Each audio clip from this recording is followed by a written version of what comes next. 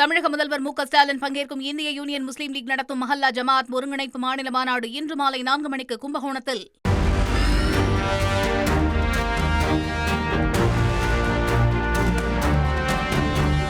திருவாரூர் அருகே கீரிப்பிள்ளை கடித்ததை பெற்றோர் கவனிக்காததால் ரேபீஸ் நோய் தாக்கி 7 வயது சிறுவன் உயிரிழந்த சம்பவம் சோகத்தை ஏற்படுத்தியுள்ளது. இது பற்றி விவரிக்கிறார் சிறப்பு செய்தியாளர் ரஞ்சித். Over to Ranjith. வணக்கம் நேயர்களே. திருவாரூர் மாவட்டம் கொரடாச்சேரி அருகே இருக்கக்கூடிய அம்மையப்பன் புது தெருவைச் சேர்ந்தவர் முத்து என்பவரின் மகன் நவீன். 7 வயது ஆகக்கூடிய சிறுவன் அங்கு இருக்கக்கூடிய அரசு பள்ளி ஒன்றில் 3ஆம் வகுப்பு படித்து வந்திருக்கிறாரு. முத்து தனது வீட்டில் கோழிகளை வளர்த்து வந்திருக்கிறார். சுமார் 3 மாதங்களுக்கு முன்பு இரவு நேரத்தில் தன்னுடைய மனைவி மற்றும் மகனோடு வீட்டுக்கு வெளியே பாய் போட்டு தூங்கி கொண்டிருந்திருக்கிறாரு.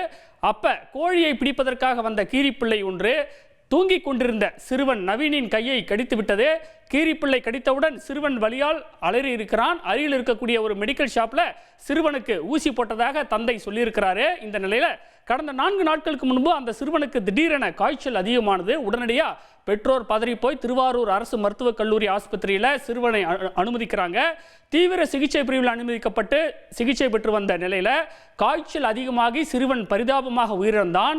இதையடுத்து சிறுவனுடைய உடல் சுகாதார ஆய்வாளர் முன்னிலையில் அடக்கம் செய்யப்பட்டது. சிறுவனின் தந்தை என்ன சொல்றாருன்னா, இந்த மாதிரி 3 மாதங்களுக்கு முன்பு கீரிப்பிள்ளை கடித்தது உண்மைதான். அந்த நேரத்தில் நாங்கள் ஒரு மெடிக்கல் ஷாப்பில் ஊசி போட்டுட்டு விட்டுட்டோம்.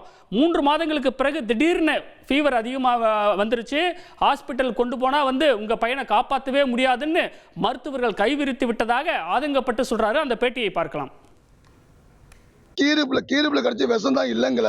அந்த கீரிப்பிள்ளை கடிச்சது விஷத்துக்கு உள்ள ட்ரீட்மெண்ட் பார்க்கணும். அதுவும் பார்க்கல, எதுவுமே பண்ணல. காப்பாற்ற முடியாது. ஜுரம் அடிச்சா பார்க்குறேன். டாக்டரே சொல்றாங்க, அப்பா உயிர் போகுதுப்பா, நம்ம காப்பாற்ற முடியாது, அவன் செத்து போகிறான், நம்ம காப்பாற்ற முடியாது. பிள்ளைக்கு நேரம் சொல்றாங்க. அதாவது ஒரு பேஷண்ட்டுக்கு நேரம் சொன்னா அப்போ அந்த ஒரு பிள்ளையோட பாதிப்பு என்ன ஆகும்? ஒரு பிள்ளைக்கு நேரம் சொல்றீங்க காப்பாற்ற முடியாது, அவ்வளவுதான், உயிர் போயிடுச்சு, இனிமே அவ்வளவுதான், இனிமே வேற ட்ரீட்மெண்ட்டே கிடையாது அப்படின்னு நியாயம். அவர் பிள்ளைக்கு நேரம் சொல்றீங்கல்ல, ஜுரம் அடிச்சா ஊசி போடுறாங்கிறீங்க, இரும்பல வந்தா ஊசி போடுறாங்கிறீங்க, வேற நெஞ்சு வலினா ஊசி போடுறாங்கிறீங்க, எல்லாத்துக்கும் சொல்றீங்கல்ல. ஒரு மனசு ஆறுதலா இப்ப பாத்துக்கலாம் விடு சொன்னாலும் ஒரு மனசு ஆறுதல். கீரிப்பிள்ளை கடித்ததற்கு மருத்துவரை பார்த்து முறையாக மருத்துவ சிகிச்சை எடுத்துக்கொள்ள தவறிவிட்டார்கள். அதனால இப்ப திடீர்னு அந்த சிறுவன் உயிரிழந்ததற்கு காரணம் என்ன அப்படின்னு நம்ம விசாரிக்கும் போது ரேபிஸ் தொற்றால பாதிக்கப்பட்டு சிறுவன் உயிரிழந்தது தெரிய வருகின்றது. சிறுவன் திடீரென இருந்தது அந்த பகுதியைச் சேர்ந்த மக்களிடையே பெரும் அதிர்ச்சியையும் சோகத்தையும் ஏற்படுத்தியிருக்கின்றது. இந்த நேரத்தில் பொது மருத்துவம் மற்றும் சமூக நலத்துறை பேராசிரியை ஜெயநந்தினி நம்முடன் நினைக்கிறார். அவரை வரவேற்கலாம். மேடம் வணக்கம். இணைப்பில் இணைந்தமைக்கு நன்றி. பொதுவாக நாய் கடிச்சா ரேபிஸ் தாக்கும் அப்படிங்கிறது மக்கள் எல்லோருக்குமே தெரிஞ்ச விஷயம்தான். கீரிப்பிள்ளை கடிச்சதுனால ரேபிஸ் தாக்கி இருக்கிறதா, இந்த சிறுவன் உயிரிழந்திருக்கிறதா நம்ம கேள்விப்படுறோம். இதை எப்படி புரிஞ்சுக்கலாம்? இது உண்மையிலேயே நடக்கிறதுக்கு வாய்ப்பு இருக்குங்க. எல்லாருக்கும் தெரிஞ்சது ரேபிஸ் டாக்னால மட்டும்தான் வரும் அப்படின்னு சொல்லிட்டு. ஆனா ரேபிஸ் டாக்னால மட்டும்தான் வரணும்னு அவசியம் கிடையாது. நிறைய பேருக்கு எலி கடிச்ச உடனே வேக்சின் போட சொல்லியிருப்பாங்க. ஒரு காட்டு புலி மாதிரி இருக்கு, பூனை மாதிரி இருக்கிறத கடிக்கும் போதும் ரேபிஸ் வேக்சின் போட சொல்லியிருப்பாங்க. மங்கூஸ்ன்னு சொல்லக்கூடிய இந்த கீரிப்பிள்ளை கடிக்கும் போதும் அது வர்றதுக்கு வாய்ப்பு இருக்கு.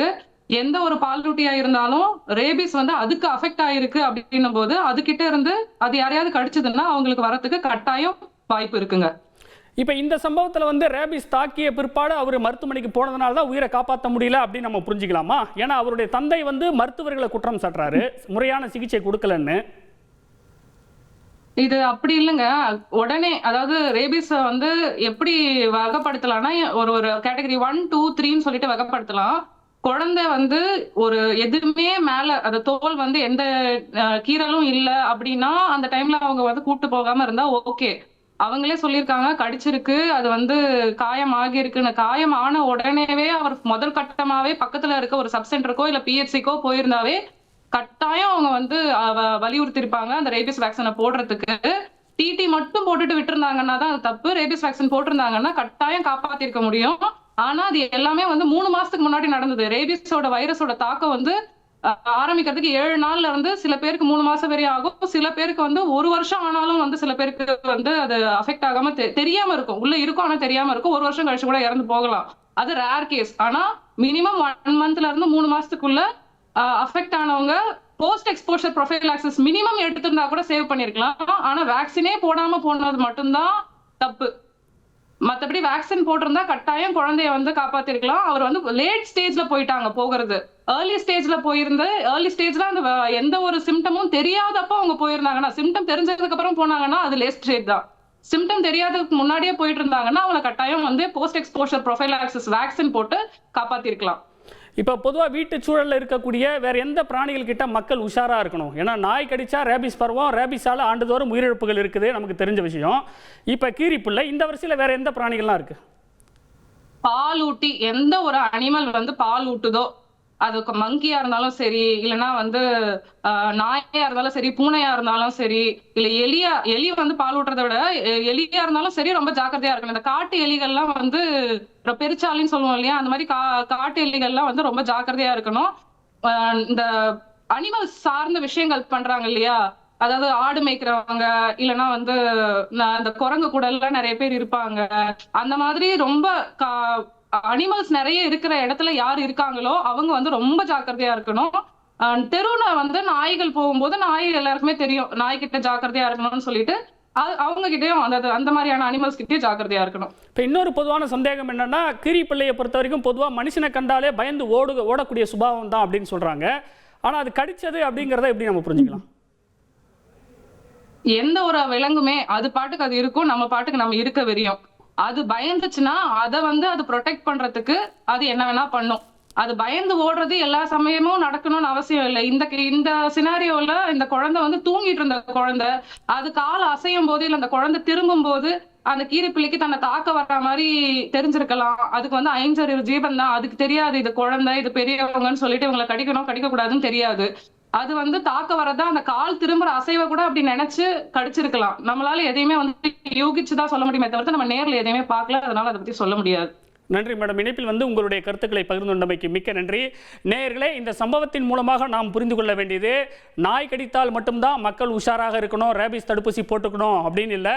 பொதுவாகவே நாய், பூனை உள்ளிட்ட எந்த செல்லப்பிராணிகள் கடித்தாலும் மக்கள் உஷாராகிவிட வேண்டும். அது தவிர இது போன்ற சம்பவங்கள், அதாவது வந்து கீரிப்பிள்ளை கடித்து ஒரு சிறுவன் உயிரிழந்த சம்பவம் அப்படிங்கிறது இந்தியாவை பொறுத்த வரைக்கும் ரொம்ப ரொம்ப அரிதான ஒரு சம்பவம் என்று சொல்லப்படுகின்றது. அதனால மக்களுக்கு விழிப்புணர்வு தேவை.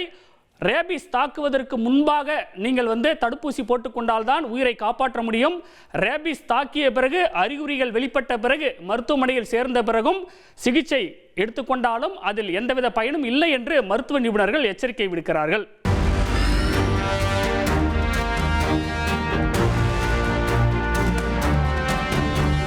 தமிழக முதல்வர் மு க ஸ்டாலின் பங்கேற்கும் இந்திய யூனியன் முஸ்லீம் லீக் நடத்தும் மஹல்லா ஜமாத் ஒருங்கிணைப்பு மாநில மாநாடு இன்று மாலை 4 மணிக்கு கும்பகோணத்தில்